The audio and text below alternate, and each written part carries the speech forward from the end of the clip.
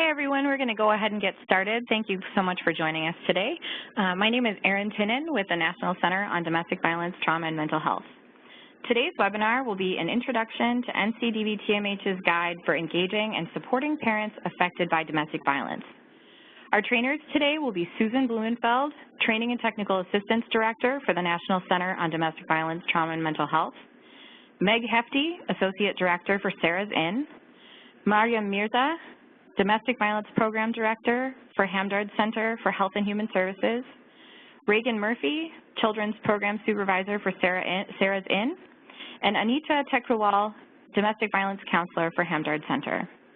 Before we get started, I'll go over some of the technical details of the WebEx software that we will be using for today's webinar. Many of these details are explained on the Using this Webinar System tab on the upper left-hand side of your screen. If it helps, you're able to zoom in on the document using the little microscope with the plus sign on it. Please be aware that your screen might look a little different depending on whether you're using a Mac or a PC. On the right-hand side of the screen, there are multiple boxes. The second from the top is the chat feature. This feature will allow you to provide feedback and share resources with your fellow colleagues, as well as get in contact with the trainers or myself if you have questions regarding the training content. You may contact Angelica Medina, also with the center, if you have questions troubleshooting the WebEx software. To do this, click the down-facing arrow and select the person you would like to contact. You will see a lot of options, but for this session, you'll want to select all participants if you would like to respond to a question from the trainer or contact me anytime during the session. You should click on Angelica Medina to privately contact her if you're in trouble or in need of troubleshooting the WebEx software. So let's test this chat feature. Will everyone please go to the chat box, click on all participants, type in the program that you are calling from, and then press enter.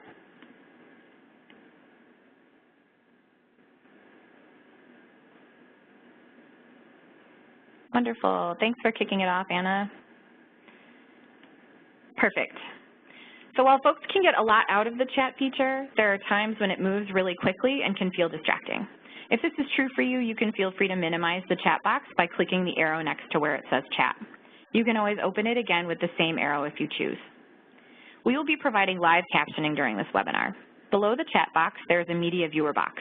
This will contain the captions.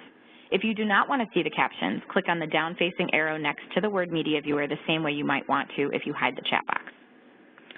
We will be doing Q&A with everyone at the end of this webinar, so feel free to share your questions or curiosities in the chat box as we go along.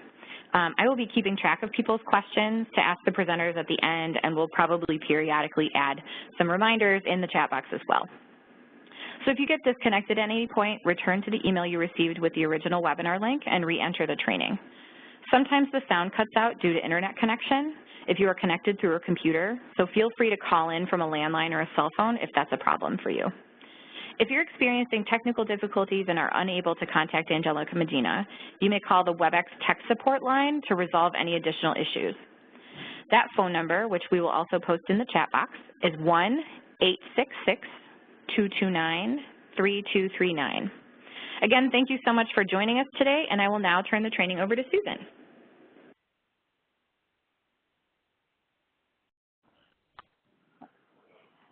Welcome, everyone. This is Susan Blumenfeld, and it's a great pleasure for me to be introducing the guide to a broader audience today and to be co-presenting with my colleagues from 2 Chicago area domestic violence programs. Our co-presenters have been part of an ongoing local project in Chicago that has reached over 25 domestic violence agencies and programs in the area. And the focus of the project has been to build staff and organizational capacity to support parents, children, and youth affected by domestic violence. The project provides training and technical assistance to foster the development of trauma-informed parent-child and family-centered services within a culturally responsive context. Our Chicago co-presenters are truly collaborative partners in this work, and we often pilot training materials and curricula with this group first before widening to a national audience. So it's a special pleasure to have them with me today. In today's webinar, I'll present an overview of the guide, and then you'll hear from the program directors, Meg and Miriam, about their experiences in introducing the guide to their agency, program, and staff. Then I'll be doing a deeper dive into looking at strategies for engaging and supporting parents. And then that will be followed by Anita and Reagan sharing their perspectives on the ground from the field and using these strategies and work with parents and families. And finally, we hope to save some time for your questions, and we look forward to them.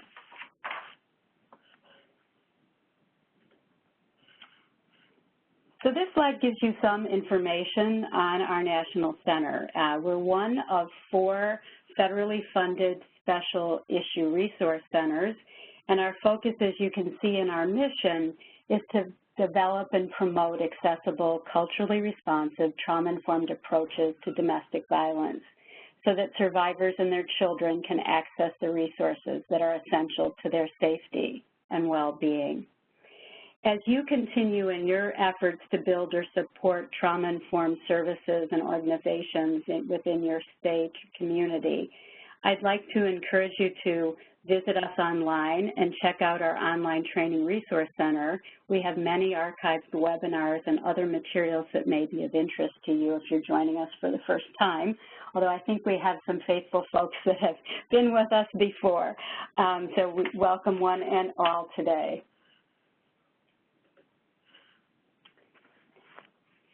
So I hope everyone had an opportunity before jumping on the webinar to download the guide. If you didn't, you'll have many opportunities to do so, and I'm sure we can provide you with a link to that as well if you need that. But even if you haven't, I'm going to give us a walkthrough of the guide, and beginning with how it came into being.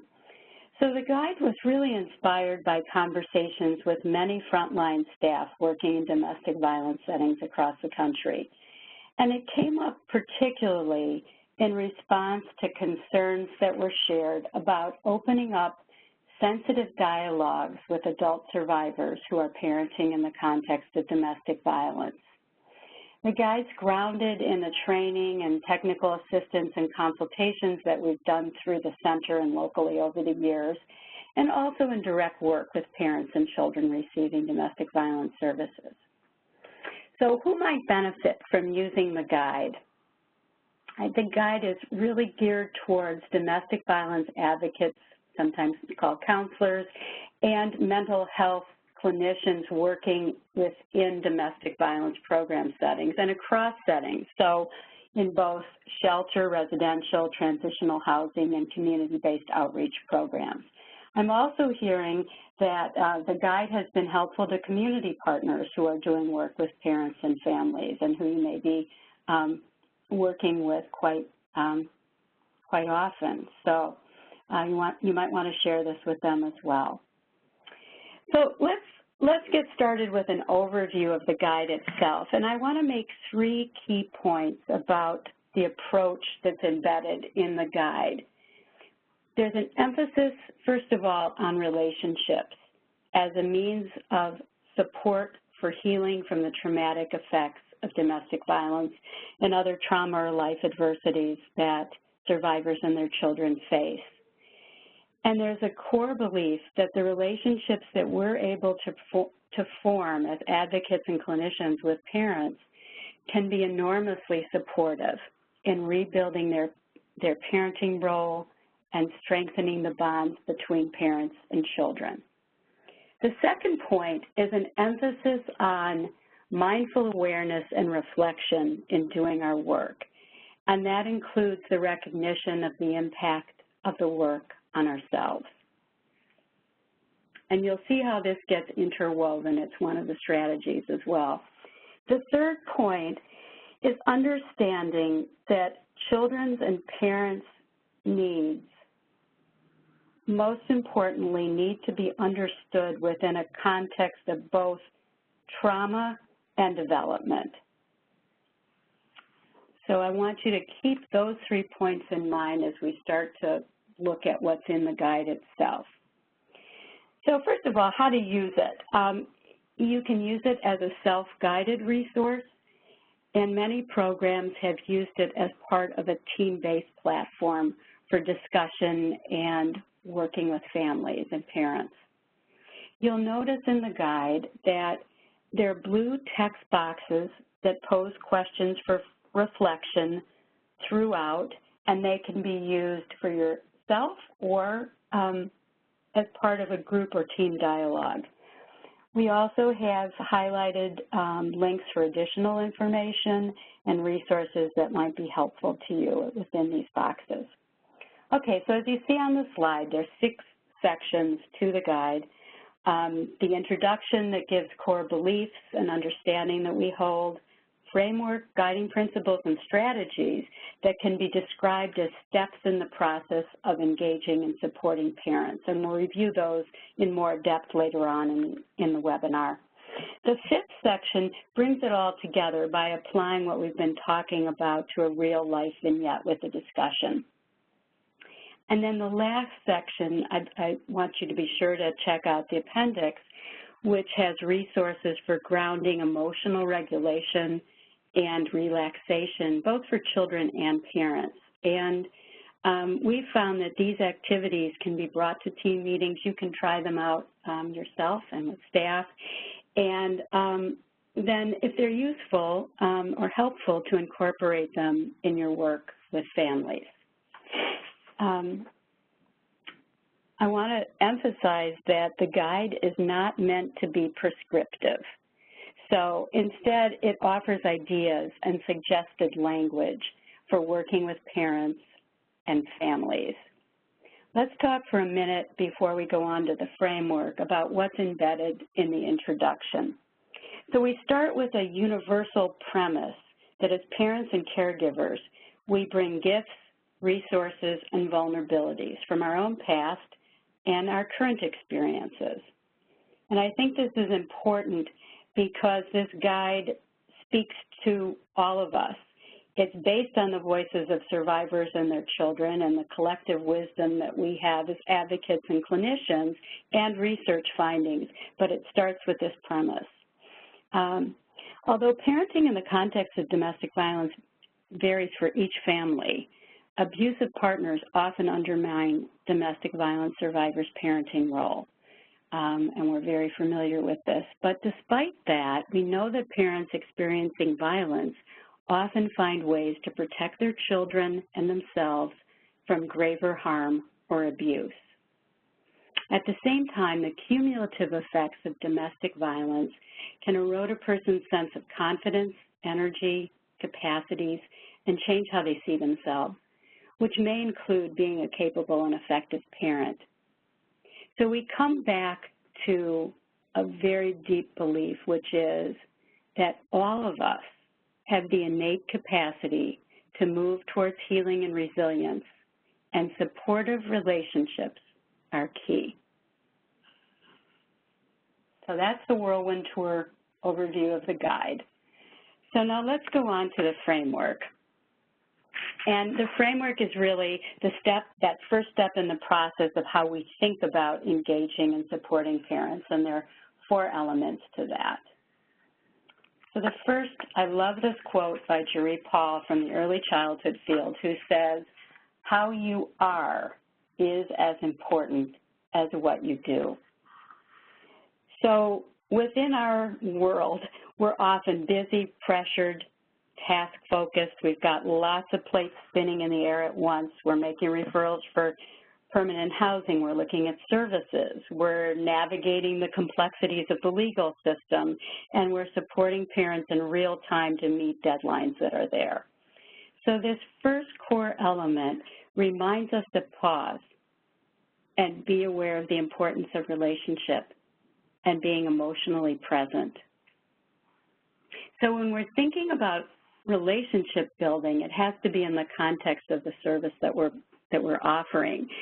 So if it's in shelter, often families are in crisis when they come to shelter, and parents are parenting in public, and of course we want to be mindful of pacing and expectations to build a trusting and supportive relationship, and we know it takes time. So applying strategies for engagement really begin with the relationship. And I want to point out within the guide itself in the 5th section, and it's page 31, you can jot this down for later if you don't have your guide in front of you, is a tool for self-reflection.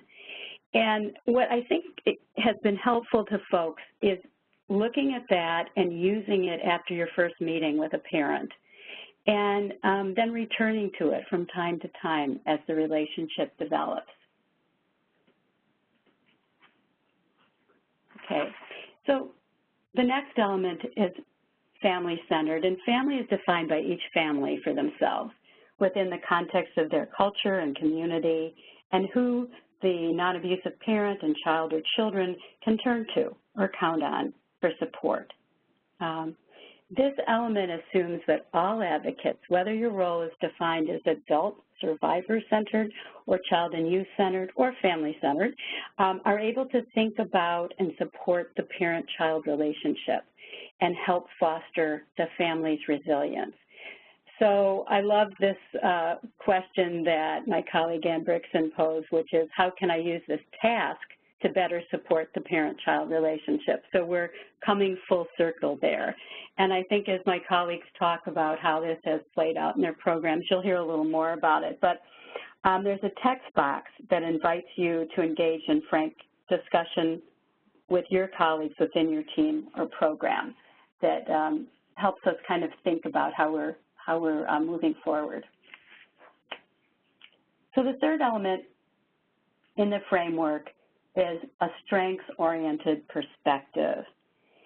And with that perspective, we maintain the belief that adult survivors of domestic violence hold positive intentionality for the well-being of their children, even when they struggle, have shortcomings in carrying out their parenting role in the present moment. And I think when we really hold this belief, it can help us find a place to begin in building a trustworthy relationship with a parent. I'll give you a brief example. Some shelter staff that I was working with were feeling very discouraged that a mother with 2 young children during her shelter stay was leaving her children for a week at a time with friends. They began to question her investment in parenting and were wondering whether or not maybe she should, quote unquote, give up her children.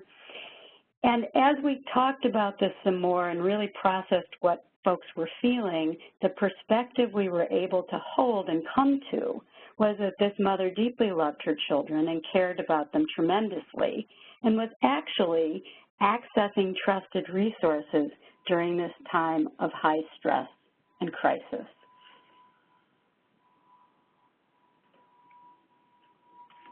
So the fourth element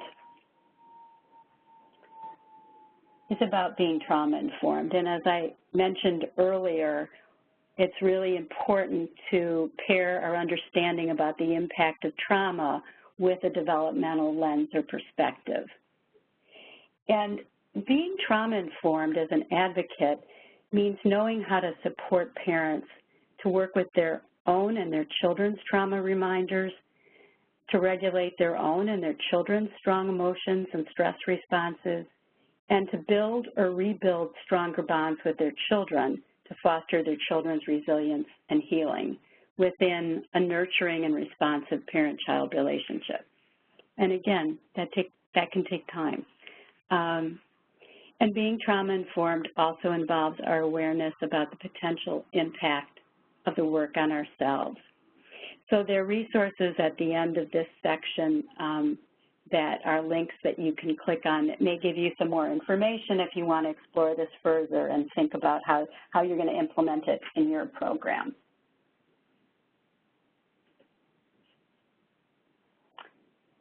So the next part is getting ready to engage with parents, and of course this is an ongoing process and we don't just do it once. So the guiding principle is start with where the parent is at, and it really means following the parent's lead, deeply listening and supporting parents to express their immediate needs and concerns as they define goals for themselves and their children. And It may seem simple on the surface, but it can be very difficult when there are sometimes inevitable setbacks, crises come up, or when we as advocates may identify an urgent concern related to a child or a child's well-being that the parent is not voicing or seeing. So that in some ways leads us to the companion principle, which is start with where we ourselves are at. So this again is that reminder to pause and be aware of our own feelings and responses to parents. And it's helpful to make time before each formal meeting with the parent to call to mind what's been successful and what might be challenging about the relationship. You'll see in this section that there are several blue text boxes that ask questions for self-reflection that might be helpful to you. So for example, if a parent's not using services your program is offering, what might be stopping them or getting in the way? And then there are other prompts to think about what to keep in mind before opening up a sensitive topic or dialogue. What are we are there relational concerns that we have with this parent and child? Are there things, for instance, this comes up in shelter where a parent's not getting the children up in time in the morning and ready for school, or there are issues around supervision or discipline. So it's helpful to examine our own feelings first and to see, are there any internal barriers to entering into a conversation? And we ourselves can be filled with judgment and feel ineffective in our role.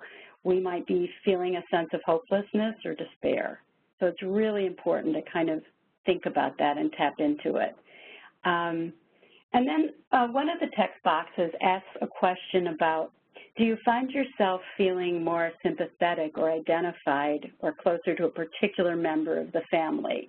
And again, that's a good way to gauge. Sometimes we overlook a member of the family, or we're so identified, for instance, with a child or with the adult survivor that we have a hard time holding both in mind. And I think before leaving the guiding principles, I just want to say that feeling challenged is a normal part of doing this work, and it's not easy. We are going to have different perspectives and experiences.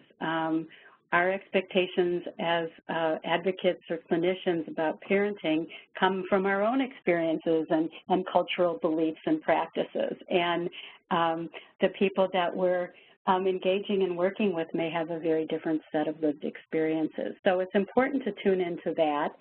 And we may see strains that the parent's not perceiving or doesn't think have an impact. So this is part of the work that we can do together. And it starts by pausing and taking that time out to reflect so that we can come back in a way that is more connected and emotionally present. So as I mentioned before, these are the 6 strategies, and this is the third step of what we do when engaging and supporting parents and how we do it. And this is all about ways of deepening engagement, recognizing that building trust can require patience on our part, and steadfastness and open-hearted presence. So there's one important caveat here, which is no single strategy or practice will be helpful for everyone. And I think that's important to keep in mind. And again, because this isn't a prescriptive guide, it's more ways of thinking and that are going to come up within the relationships that you're building. And I think that as we're doing this work, there are lots of barriers that we may come across in terms of what parents themselves have experienced in their lives and how that may impact the relationships that we form with each other. So we know a lot of harm gets done in relationships, and we're also emphasizing in this guide how relationships can be supportive and healing.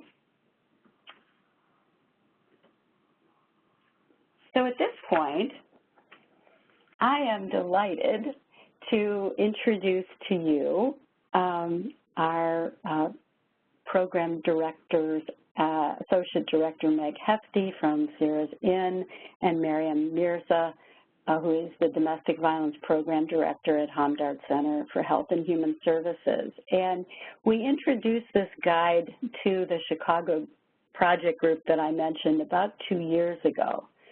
So I'm really honored now to have the opportunity to turn the presentation over to my colleagues and have them introduce themselves and tell you a little bit about their agency and the work that they've been doing related to the guide. So we're going to begin with Meg. So Meg, it's all yours. Hello, this is Meg Hefty. I'm the Associate Director at Sarah's Inn. And as Susan had mentioned, I am going to talk a little bit about our agency history as a domestic violence program and a little bit about how this guide has impacted our current work today. Sarah's Inn is a domestic violence outreach program that is about 35 years old.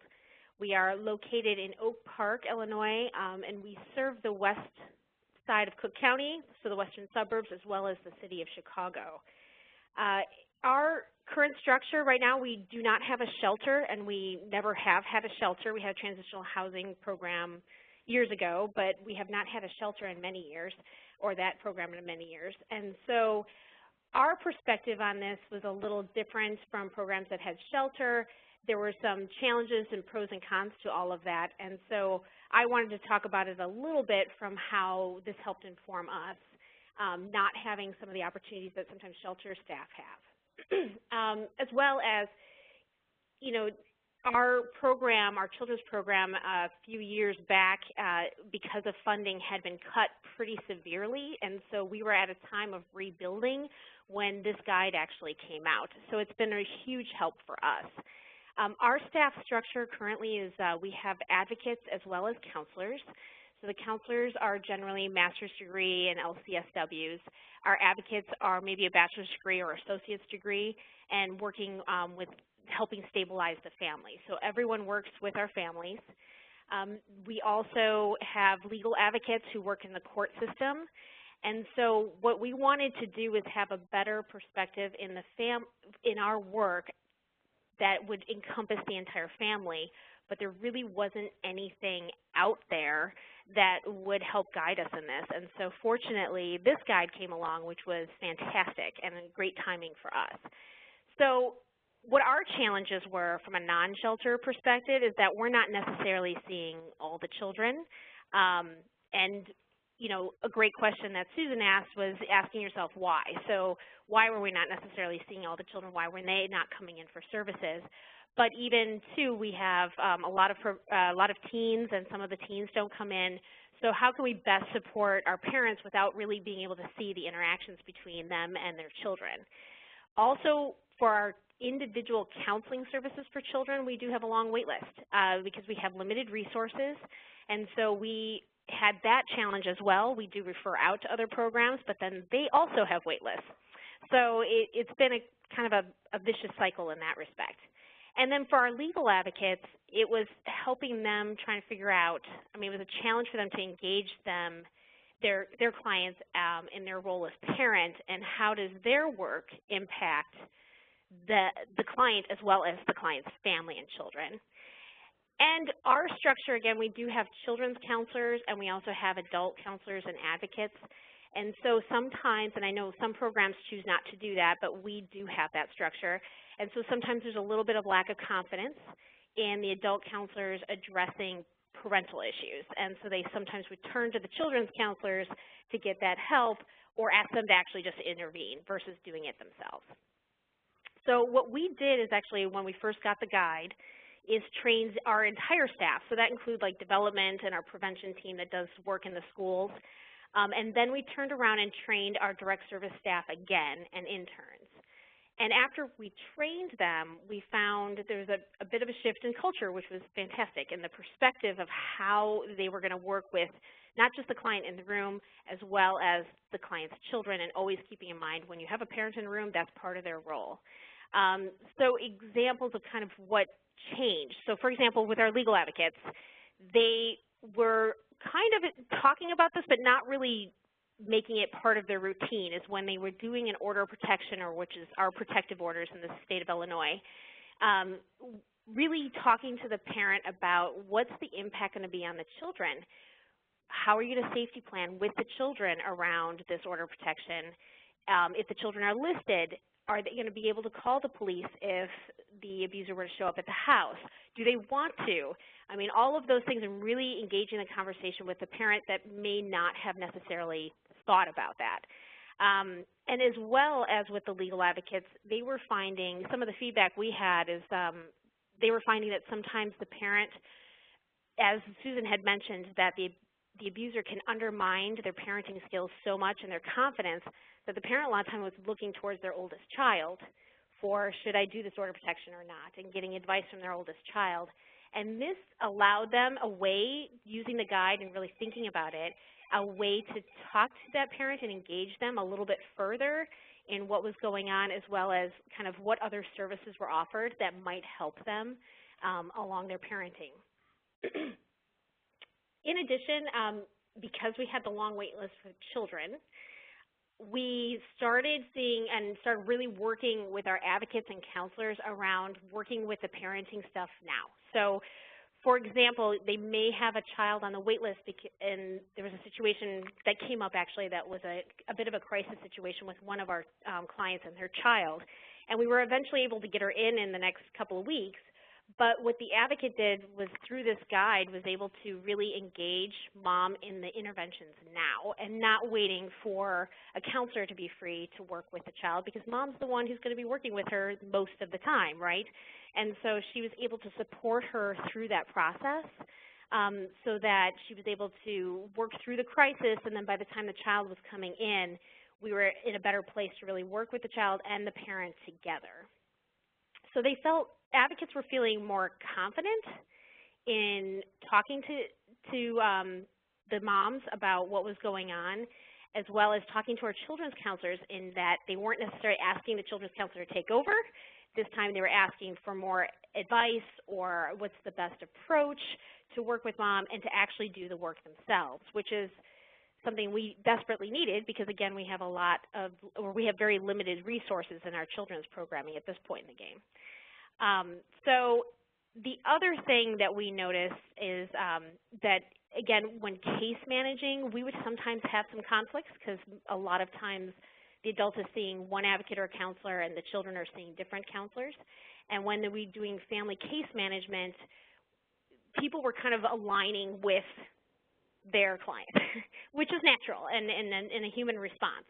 However, this guide helped us really put a framework in that we're here for the entire family, and how do we best support the entire family and mom in her parenting. So we're not here to get into battles amongst ourselves around what is the best or not best, but also that actually at the end of the day, we're here to make sure that the situation improves for everybody in the family. The other thing that we started implementing actually was we have several interns that come in. We have about 7 or 8 interns that work with us who are getting their master's, so they're first year or second year. And when we were interviewing, many of them would kind of come in and say, well, I have a preference for working with adults, or I have a preference for working with children. And this allowed us to have a bigger conversation with them. So as part of their orientation, they actually have to read the guide, and then it's used throughout supervision with them, because we want, again, you may be working with parents, but you always have to keep in mind that that person is a parent, and that's part of the family unit and the safety of the family emotionally and physically. And so you do need to be engaging about what's going on as far as their parenting and how things are working with the children, excuse me, with the children. So they can't just focus solely on what the parents' issues are. They do have to work with the entire family. So that has helped kind of shift the culture throughout our entire organization, including with the interns, which has been a great experience for us. Again, we didn't have a framework. We knew we wanted to do some sort of shift in that direction, and this guide actually really helped us put into words what we wanted to have happen and give confidence to a lot of our advocates who didn't necessarily, especially our legal advocates, who don't necessarily deal with the parenting aspects of work, and really be able to incorporate that into the work that they do and, with the tasks that they're trying to accomplish. So that's Sarah Zinn's personal experience around the guide. So right now I'm going to actually pass over to Miriam to talk about her program and how they have experienced this. Hello, everybody. Good afternoon. This is Miriam Mirza, and I am a Program Director at Hamdard Center for Domestic Violence Program, and I manage the residential shelter as well as the outreach department. I'll just tell you a little bit about our agency. We are a multilingual, language multi-service agency, and we have 3 locations in Chicagoland area, one in western suburbs, and the other 2 locations are in the Chicago city. We are actually a multi-service agency. We have an in-house mental health program, adult daycare services, case management, primary health care services as well. We have a very culturally tailored program for domestic violence shelter, and we have staff like our counselors and case managers who speak collectively. We speak 12 languages within the shelter and our agency. Most of our target population is immigrants, actually, South Asians, Middle Eastern, Africans, Eastern Europeans, Russians, and Bosnians.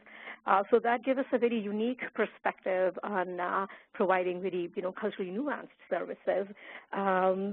We have been our shelter has been here for 25 years. This is our 25th year in Chicagoland area. And as myself being like almost 13 years with Hamdard Center, one of the things that I've noticed is that when the longer you work, and sometimes it's easier to, just get involved in day-to-day service provision and forget what the real, not just forget, but, it goes to the back of the mind what the real purpose is. Like, it's not just the women that we serve, but it's also the children. And this guide came at the right moment for us as well. I got introduced to trauma-informed services almost 3 years ago when I signed up for the training and 1-year commitment with the National Center on meeting quarterly basis to share how and what was implemented and how it was working. So that quarterly meetings actually gave us a really good space to talk about the difficulties or the positives of enforcing, not like, of working with this guide. It helped us re-engineer our department, and most of my staff members actually say that implementing the guide has breathed a new life in our program. It changed the way we approach the services provided to survivors, especially children. So after taking the training, I actually broke the guide into 8 parts and started holding bi-monthly meetings to train the shelter staff, the direct services staff first. Every other week, we would have a training on one of the components and then just give staff the handouts.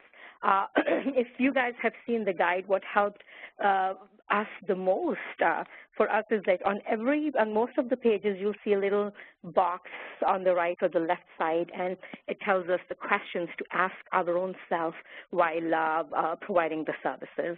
And I think while providing day-to-day services, sometimes we do not take into account our own biases and our own filters and emotions and feelings. So it helped us ground our own emotions as well and help staff to support mothers to regulate their emotions and responses, which in turn allowed them to work with their children's strong emotions. As I said, our department's focus had primarily been on the mothers, and other than providing for children's basic needs, much of the services had been for adult survivors only. The guide helped the staff to understand how the trauma not only affected the adult survivor and her children, but also their relationship with each other. This led the staff to look at different ways to support healing, families, highlight family strength, and help mothers to rebuild stronger bonds with their children. During conversations with parents, it became very, advocates kept in mind that the impact our decisions would have, or the decisions we make with the mothers will have on the children as well. Many times, even if the client's time was up at the shelter, we would let her stay because there may be just 1 month left until the school ends, and the impact it will have on a child to move to a different school. These things the staff may not have taken into account before, that, you know, the time's up and you have to move, but these little things might sound little, but it made a big difference on the client's life and how her relationship with her children would have, you know, really fostered.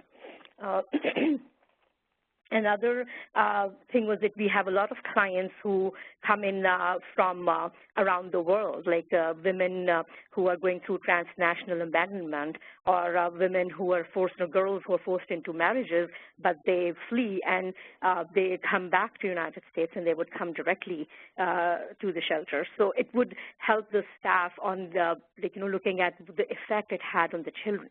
And it led our agency, actually, because we have only one counselor who provides counseling to both the adults and the children. And our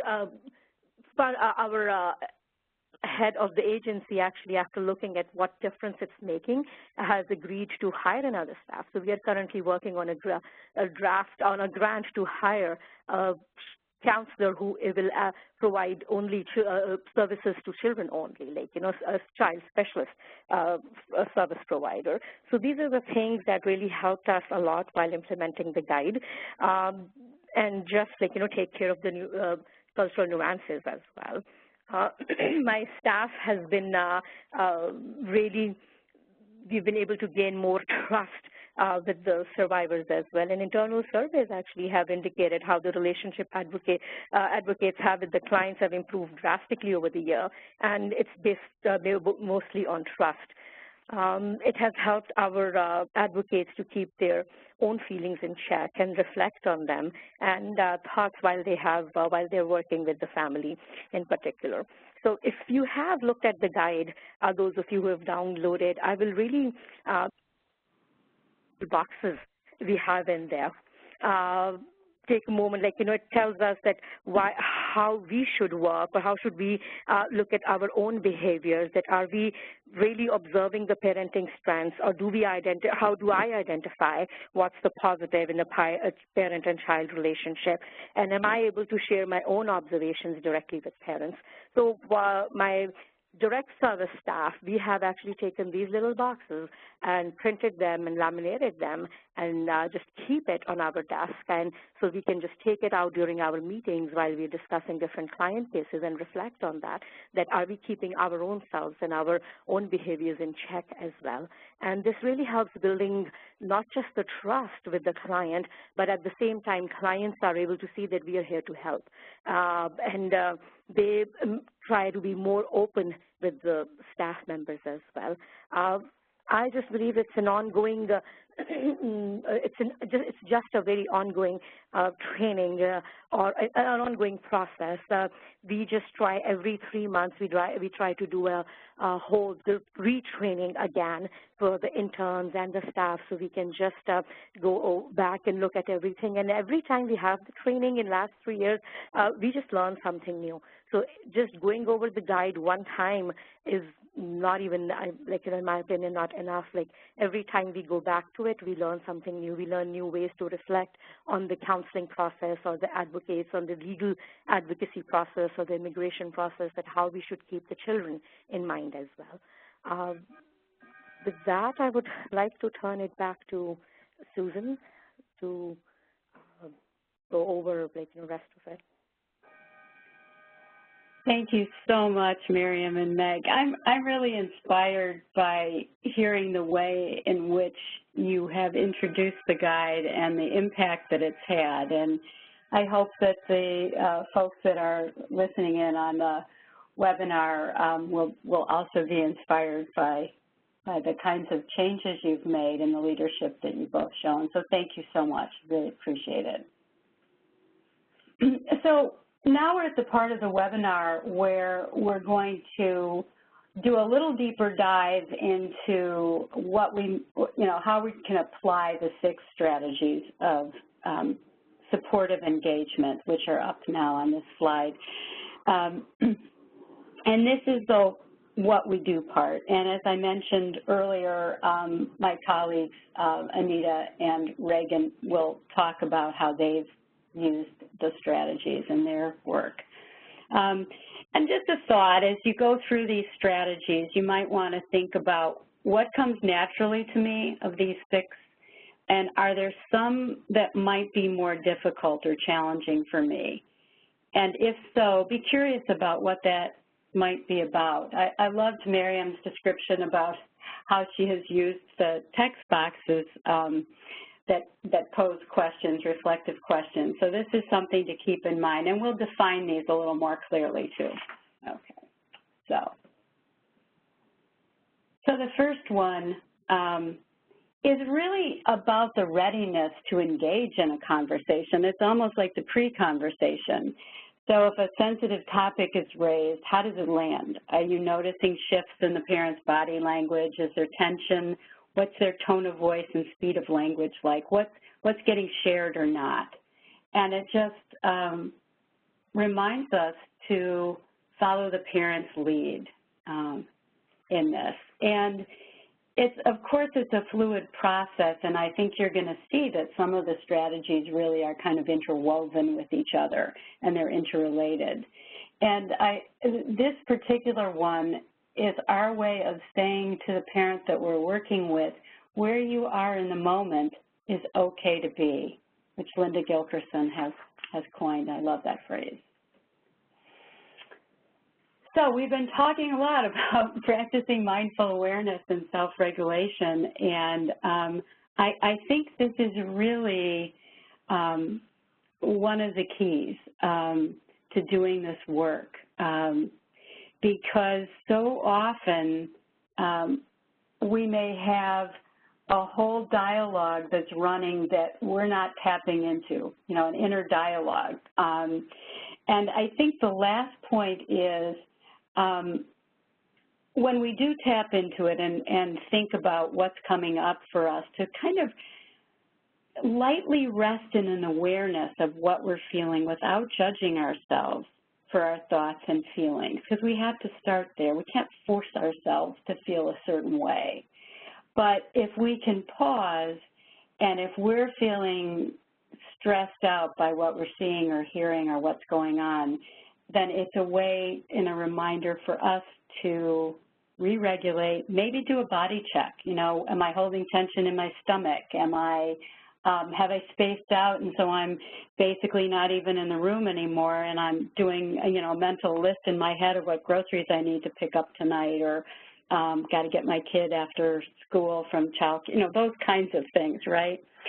So it's so important that we calm ourselves and recenter ourselves, and so that we can be present and really reconnect in a grounded way.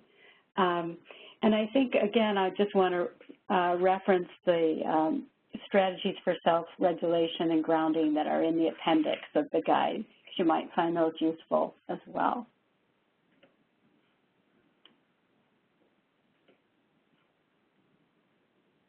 So it really does take practice, and I think there are lots of ways to do this.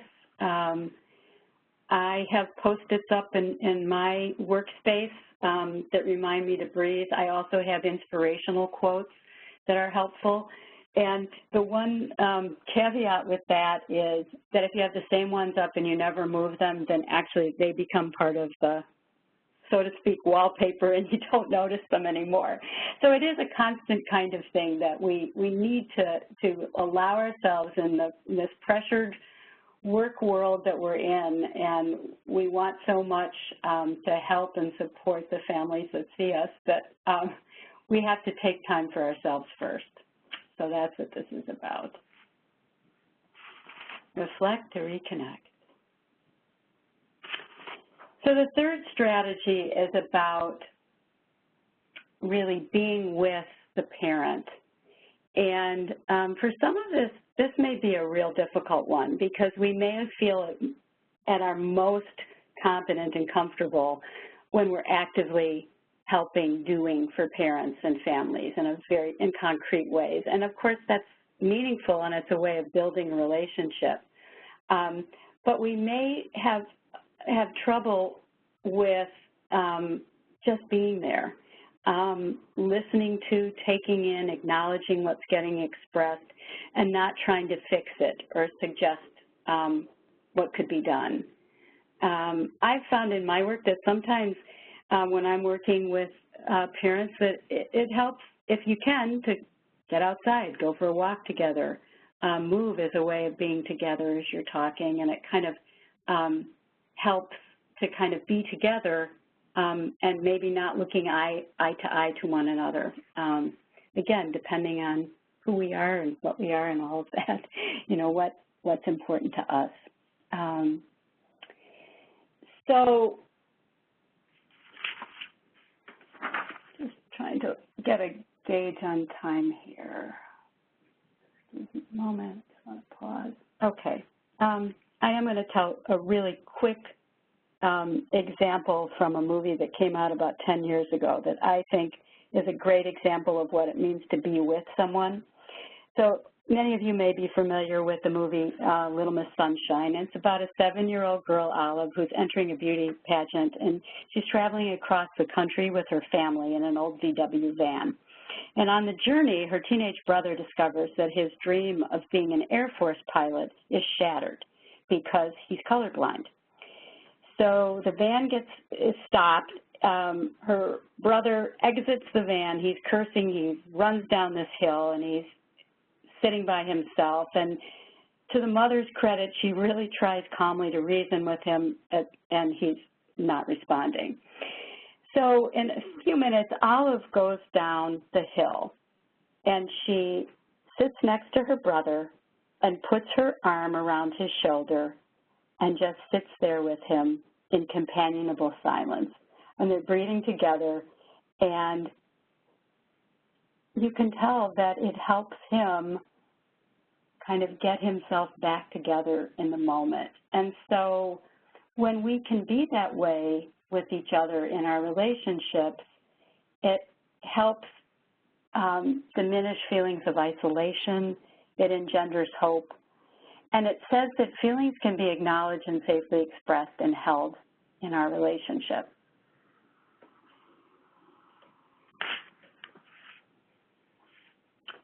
So this next one is all about timing, and it's not about giving advice. So there's some specific tips and suggested language in this section about mutual exploration that I think you might find helpful. And some of it has to do with really acknowledging and normalizing a parent's feelings before you get into a sensitive topic where you may have different perspectives. And so that you can explore it without the parent feeling a sense of fear or of judgment and blame. And it's more of an invitation rather than a telling. And it's being tentative, and it's asking if the parent might be interested in trying something that's been helpful to other parents in this situation.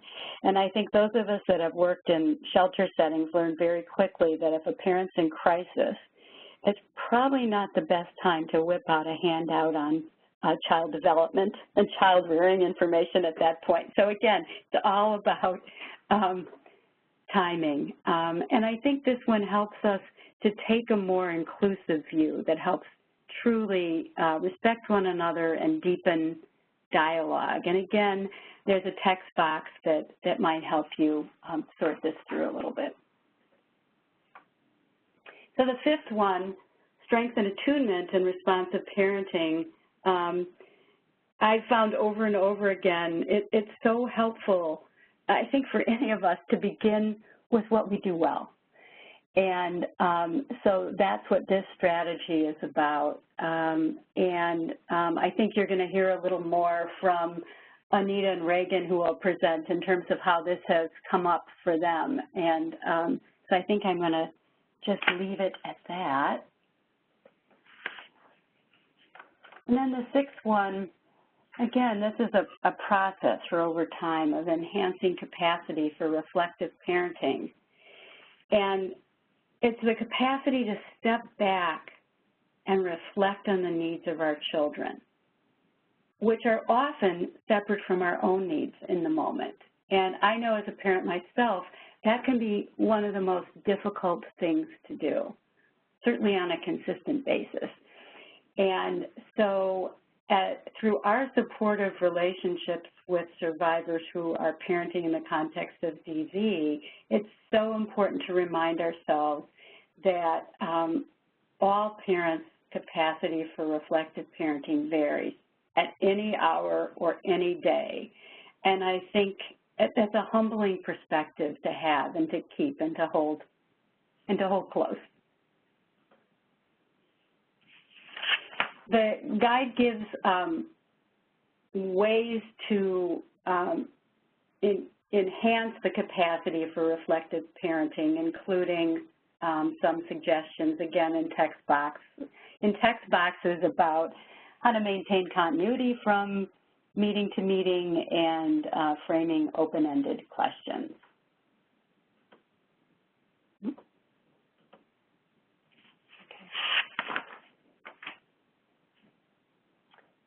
So when this happens, it really allows children to feel known, understood, appreciated, and held in mind by their parents.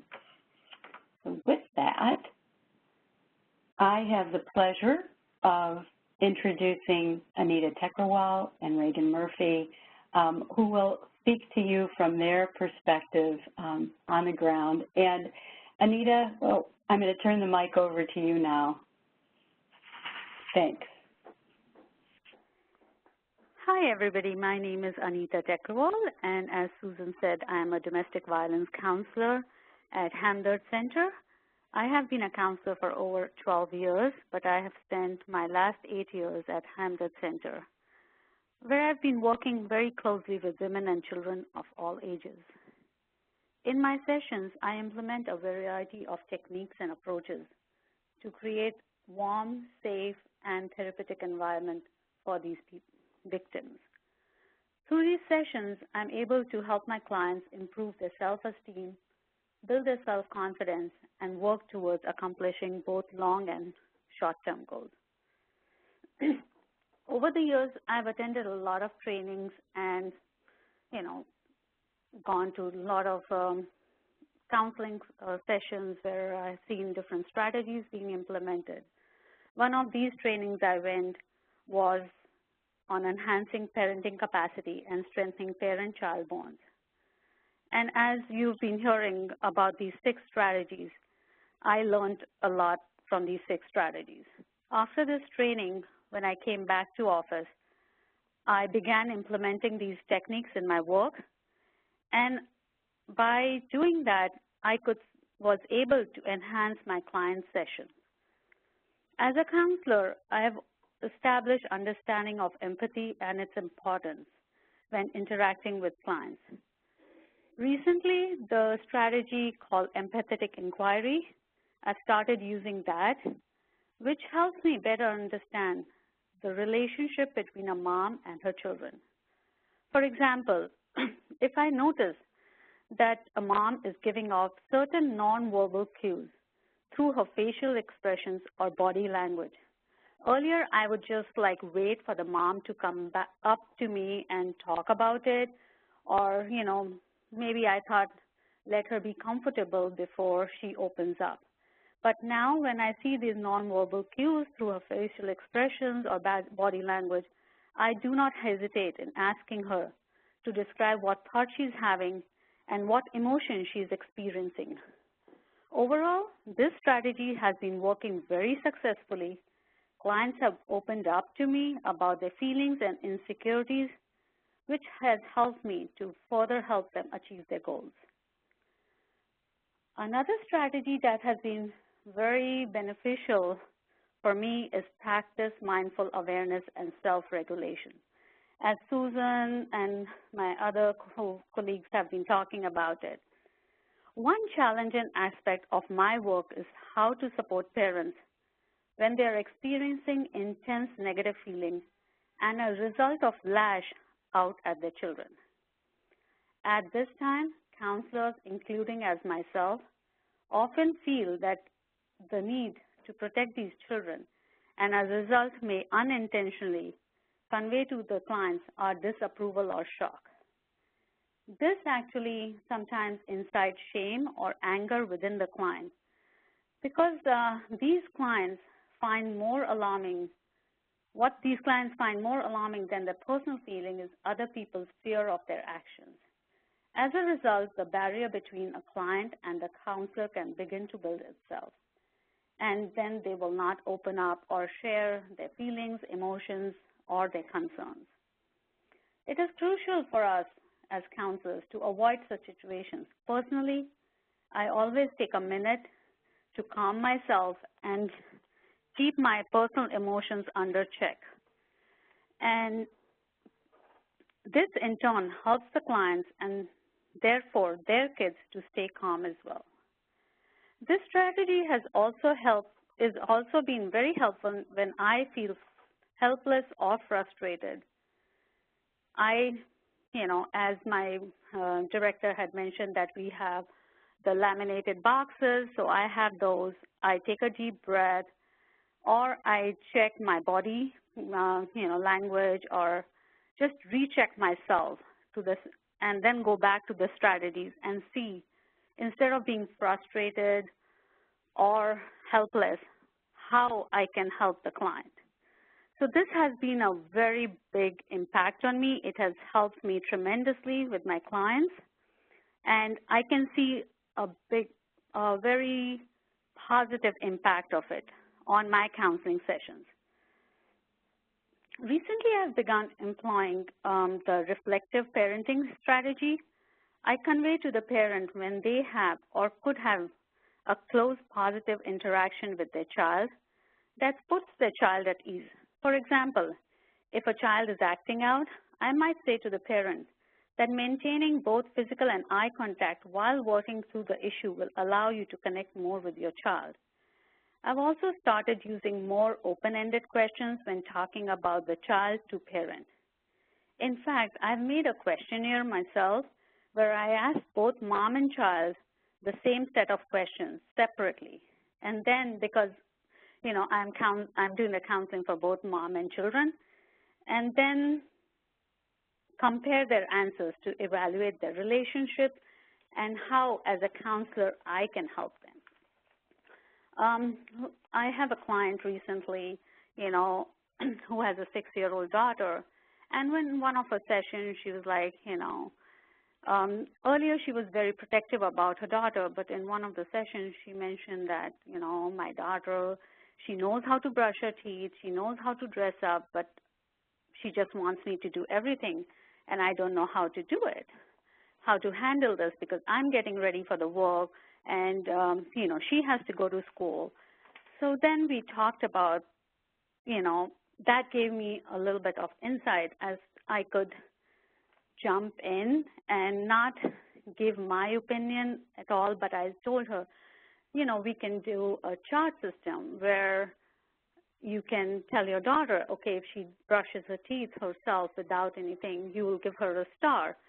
So basically, it gave me a chance to talk to the mom about incorporating different ways, but not giving my opinion like, okay, do this, because when you start saying do this, do that, they'll think like, okay, are you telling me that I'm not a good mom? But when the client opens up and asks you, like, how can I, what should I do? That gives you an opportunity to tell them, like, okay, this is how you can implement.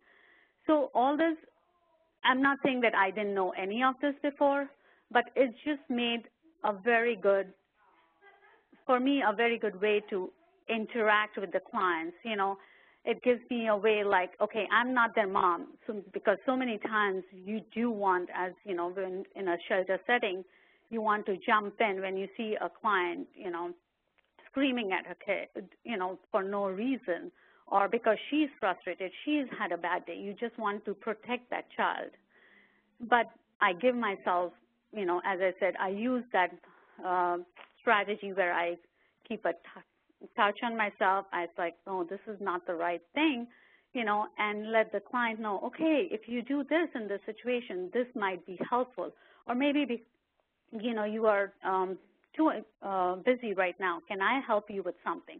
So just involving the parent instead of, you know, like, okay, I want to protect this child, and I give the impression to the mom that what you are doing is wrong. So these are the things I've been implementing, and they have been really helpful to me. With that, I'll turn off the mic to Reagan. So Reagan, it's all yours. Hi, this is Reagan Murphy with the I'm the Children's Program Supervisor at Sarah's Inn. My role here has about 3 parts. I do direct service with children, adolescents, and non-offending caregivers through individual, family, parenting, and group work. I supervise our children's staff counselor and interns, and I coordinate administrative aspects of the children's program. And my experience using the guide has been that it's incredibly helpful. But I wanted to just caveat at the outset that I find that the strategies are not necessarily linear. So I'm always observing in the present moment and shifting back and forth to meet the client where they're at in any given interaction or from session to session.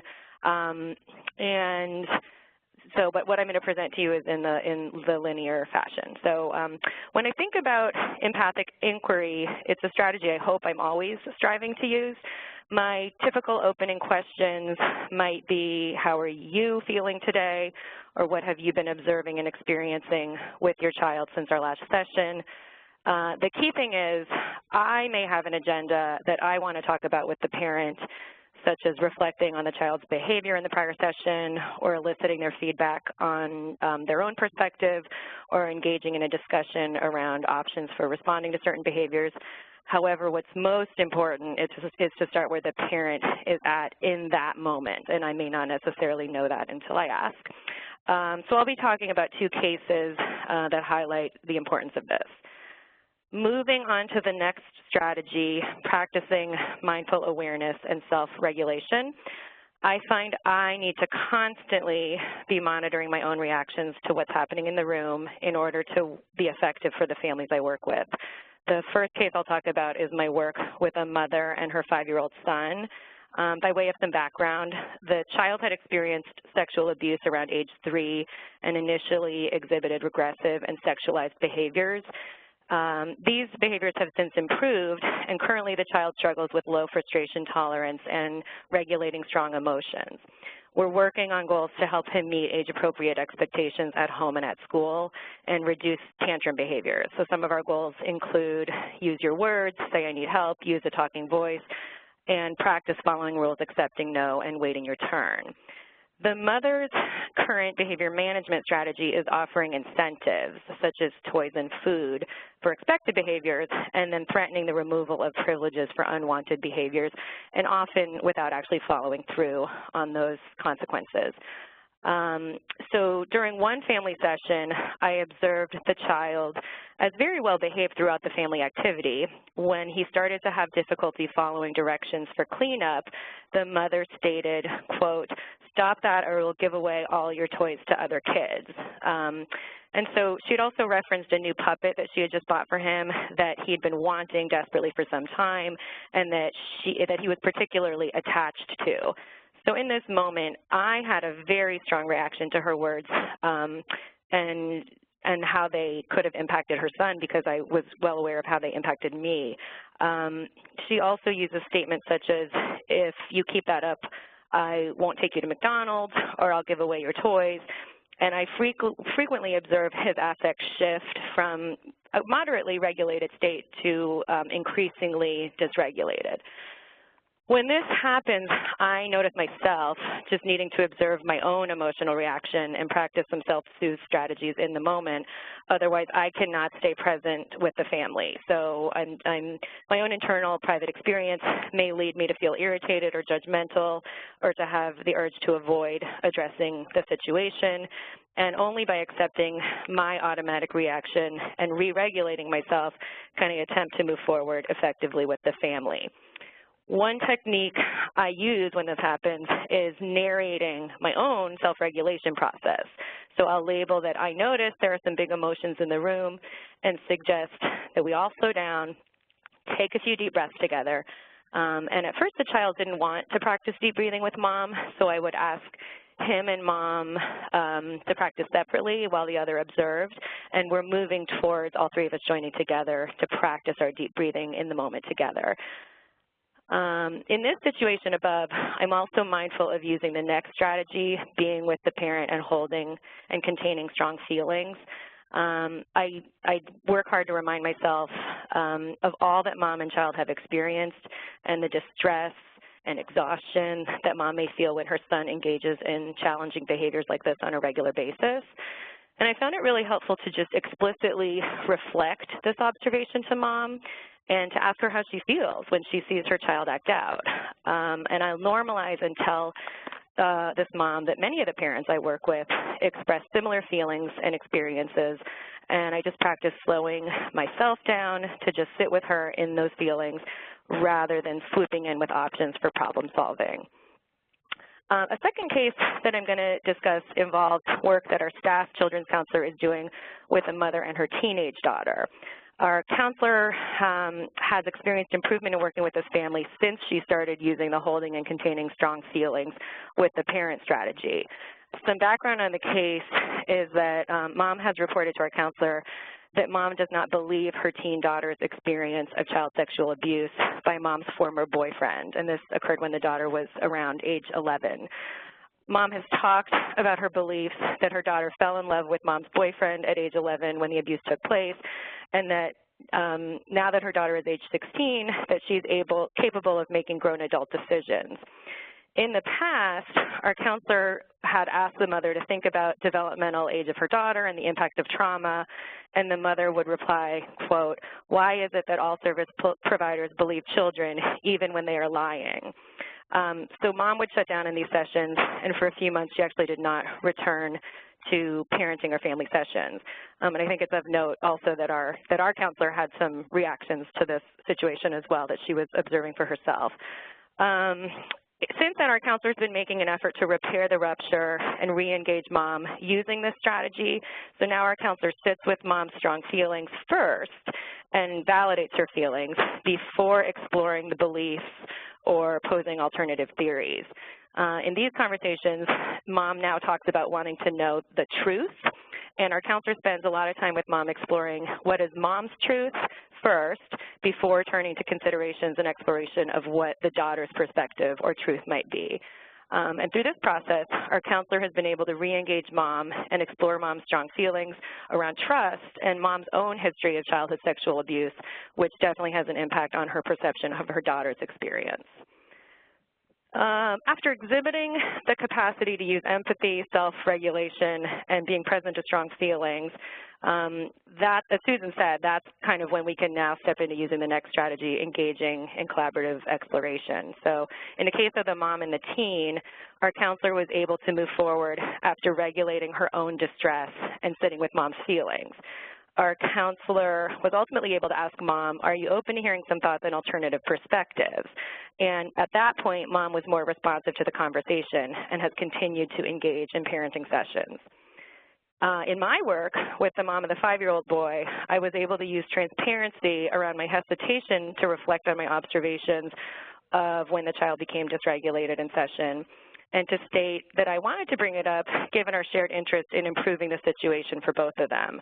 Then I could elicit her interest in talking about alternative approaches to her strategy and introduce new ideas in a tentative way. Through that, we've arrived at a strategy where I joined her in encouraging the use of new approaches in session. And so I take the first step to de-escalate tantrums with mom's permission.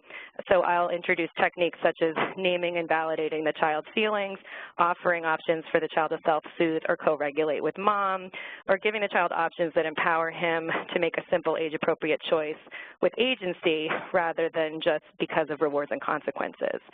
So we've been practicing these techniques in session together and have seen the behavioral dysregulation decrease more quickly and with less conflict. And mom has seen me role model these skills and has felt a lot more confident when she's encouraged to practice them in session 2.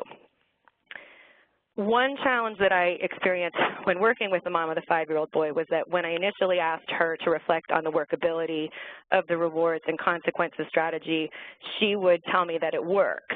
And I'm sure it does in certain contexts, and yet in other contexts, I felt it was the prompting event for the child's sudden dysregulation. I felt somewhat uncomfortable being assertive around offering options for alternative strategies, given that mom felt that this was working well. And so this is where using strengthening attunement and responsive parenting strategy helped me in this area. I have focused on increasing my own capacity to reflect on mom's strengths. So, you know, I do notice many moments in session in which mom interacts with her child with attunement and is making positive efforts. However, I myself was focusing on the moment in which I saw the child become emotionally and behaviorally dysregulated. So, you know, upon reflection, I realized I was falling into an unhelpful parallel process to that of mom's. I was going straight for the negative part of the interaction rather than reflecting on other positive moments of the interaction. So when I increased my validation and praise around what mom was doing well, I started reflecting this to mom and I saw a change. Now I often point out to her when I see her son turn to her for hugs and how he responds positively to her verbal praise and her calm voice. And I see her able to take stock in herself as a good parent, and her experience, I experience her as more open to feedback. So for me, as Susan said, this is all about learning to be better at finding a right or a more appropriate time to frame questions about parenting when mom can receive them more openly. And lastly, in this case, reflecting mom's strengths enabled the door to be open for using the strategy of enhancing capacity for reflective parenting. So I've worked with mom to take a pause in session when her child becomes dysregulated, and she's open to allowing me to role model and experiment with strategies to validate her child's feelings and de-escalate strong emotions. And that enables mom now to see that some alternative strategies can also work, and she's more responsive to practicing these strategies with her child outside of the session. In the case with the mom and her teen daughter, our counselor was struggling to create a space where the mother could become more aware of what her daughter needed, and where the daughter could feel safe voicing her needs to the mother. So after sitting with strong emotions, our counselor noticed that mother would often reflect and compare her daughter's experience to her own past sexual assault and state, quote, "When this happened to me, I ran away, and she stayed, so she must have liked it." Our counselor was able to provide mom the space for her own strong emotions and exploration about abusive relationships, and then help mom to reflect on their unique experiences in order to strengthen empathy for one another. Our counselor reports that she herself initially had difficulty grappling with her own feelings and judgment around mom not believing her daughter, and this was obviously not helpful for the work. So when she was better able to practice self-regulation, she could step back from challenging mom's beliefs and instead help mom on what was working in the mother-daughter relationship and what may have unintended consequences of being harmful in their relationship. Our counselor has now been able to engage mom to see new alternative perspectives. And our counselor stated as a result of this process, using the strategies in the guide, it is such a slow process. We did not meet from October to January, but since then it has been helpful for the second time around to notice my urge to step in and provide insight. I have now slowed it down for myself and did not act on the urge to step in that moment. You cannot rush the process. Sometimes I see the parent make connections and they get excited about progress, and then I realize I've still got to meet her where she is at. So in essence, what I started with, it's moving back and forth, using the 6 strategies over and over again to make incremental progress. And my main takeaway has been that enhancing reflective parenting looks different with each person, that in both the cases that I just presented, we as counselors were using self-regulation strategies and holding a curious, empathic, and collaborative stance. And so now I'll pass it back to Susan.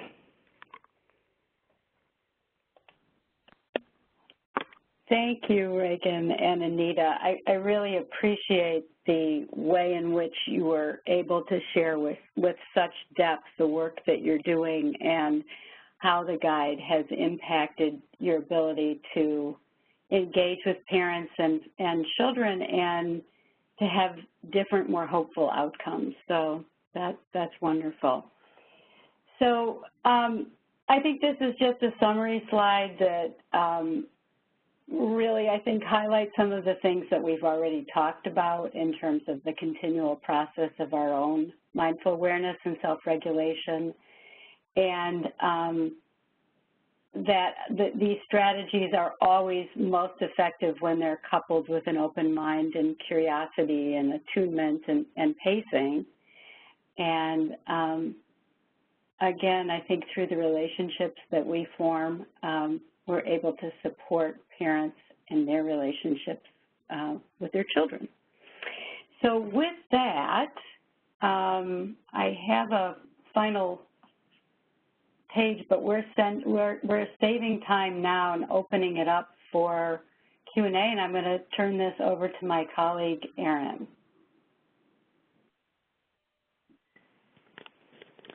Thanks so much, everyone. So, folks, if you have questions, you can post them in the chat. We haven't had anything come in yet, but we would love to hear your questions so that we can pass them on to the presenters.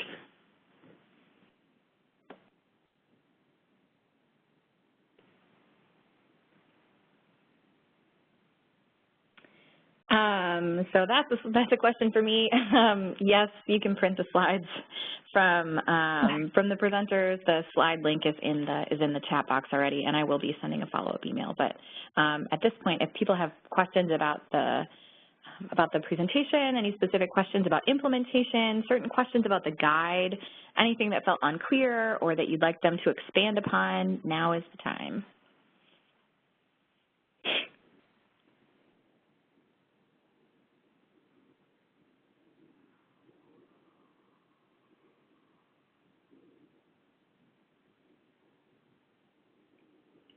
Erin, can I jump in now? I don't know if you can hear me or not. Am I on the mic as well? Yep, you are. Everyone is unmuted. People can hop in whenever they want, or you're unmuted, rather. So, yeah, if you want to say anything, you could say something, Susan. Okay, well, let me know if other questions come in. I think we covered a lot of ground today, and it was a lot to think about, and there was a lot of depth in the presentations that the panelists, my colleagues, had. So I just want to express my deep gratitude to Meg and Miriam and Anita and Reagan for joining me today and presenting on your work, and to also express my thanks to my colleagues, to Angelica and Erin and Carla for their help in making this run smoothly today. Thanks, Susan. There is a question. I see there is a question. Okay. So one of the most recent questions are you able to use the guide when co-parenting with a perpetrator or abusive parent?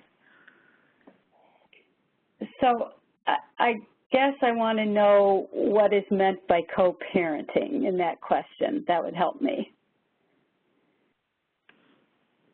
Natalie, if you have the ability to clarify what you mean, that would be really helpful.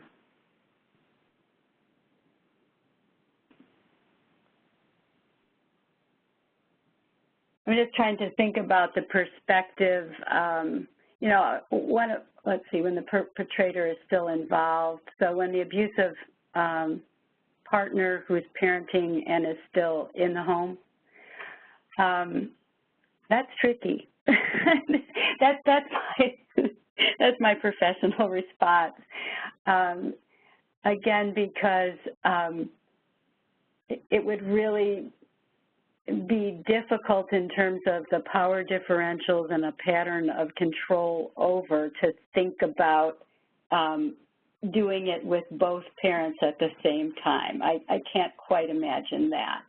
I do think there's a lot of room there to think about how some of these principles and ideas and guidelines could be used in working with abusive partners who are parenting. I think it's a whole field out there that we have very few resources on right now from what I can see. And better intervention program services, of course, vary a lot, and often they're focused more on accepting responsibility and accountability for the person's actions and not necessarily focusing on parenting. So I would be happy to have a further conversation and to think some more about how this might be applicable. So I hope that answers your question, Natalie. Yeah.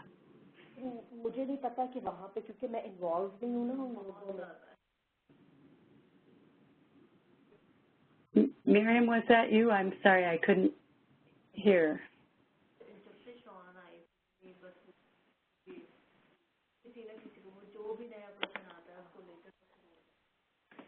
So I think another question that just came in is if you could give more examples of how to be supportive when clients are in shelter with their children.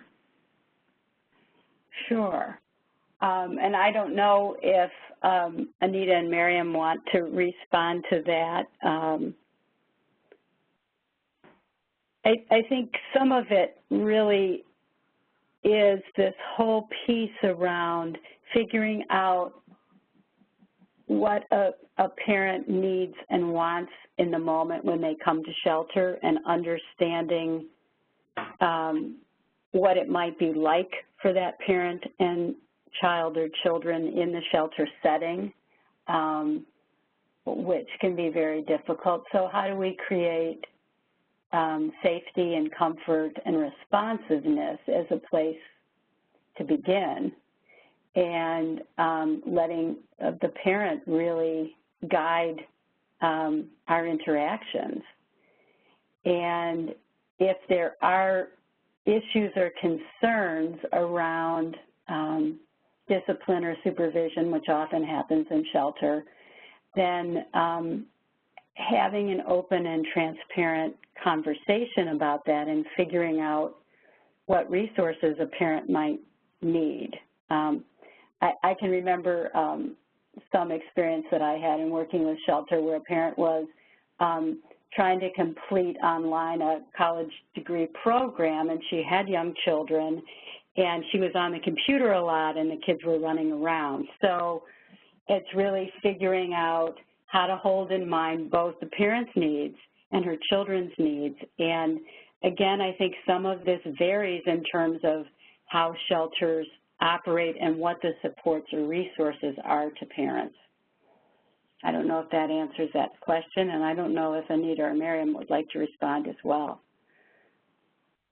Hi, Susan. This is Miriam. We were having some technical difficulties, so I wasn't able to hear most of the question. So was it about when a parent and a child, when a mom and a child come in the shelter, what their expectations are, or how to ensure safety? If you can please repeat the question. I couldn't go back and read it. Yeah, absolutely. Can you give more examples of how to be supportive when clients in shelter with clients, or pardon me, when clients are in shelter with their children? The first thing, we always, these are some, we have a really good community around us, and we have collected a lot of little welcome presents, toys for the kids, and something for the mom as well. So when a mom and a child first come in and we are doing the paperwork, we just make sure that right after completing the confidentiality and informed consent, if the mom is tired or she's coming right out of the abusive situation right away, she may not be in the mood to spend like an hour on completing all that paperwork that we have when a client comes in the shelter. So we just do the very important, like 2 or 3 pages that we have, we need to have our signatures, and then we let her know that we can show her the room, she can go and rest. One really good thing about our shelter is that we bought an apartment building and we converted that into shelter. So we have 6 units, and each unit has 2 bedrooms, 1 bathroom, 1 living room. So total of 4 clients can be in 1 unit. So we do not have only 1 or 2 communal kitchens or bathrooms. So all clients have their own unit with their own, 4 people are sharing a bathroom and a living room, or if it's a family, the whole unit is theirs. So it feels more welcoming, more more like a home. And we just give a welcome little gift, a toy to the child or children, and if we can just see the light, the eyes just light up with that, and they just get busy playing with the toy that's been given to them. And we have an advocate who would we have a little playroom designated for kids with all kinds of toys and gadgets, little gadgets for the children. We have iPads which were donated by some of the community members. We have some children save games, and we ask the mom if it's okay, the child can play a game for 10 minutes, and if with the mom's permission, we let the kids use that as well. So as soon as they come in with the welcoming environment and with these little things, it makes the children feel very safe. And obviously they leave their toys and everything behind, so when they see the playroom and they're given something, so it helps them, with younger kids especially, to feel a little safe and welcomed. With older kids, we have activity books and other things, and then talking about the safety and confidentiality. We do not have any rules, shelter rules. All our guidelines are around safety and confidentiality. So we do not have wake-up time or cooking time or curfew time per se.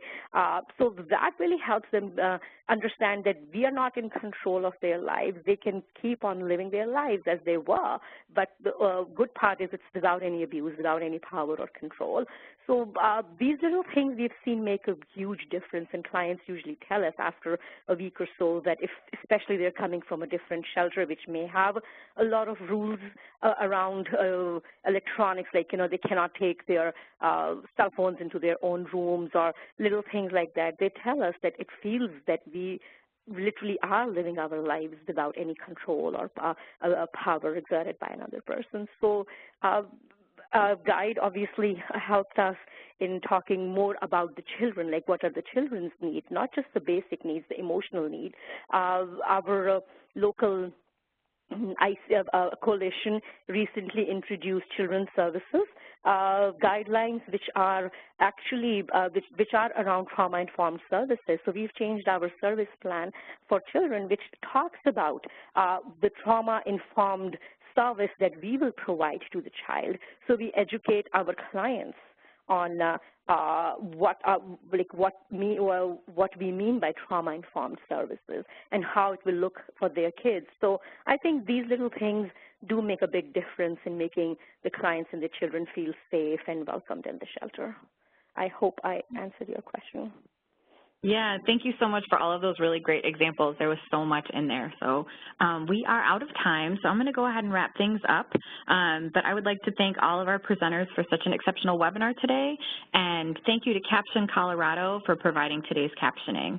Additional thanks to Angelica Medina and Carla Alegria for helping make the webinar run smoothly today. And last but not least, thank you all for spending your time with the center.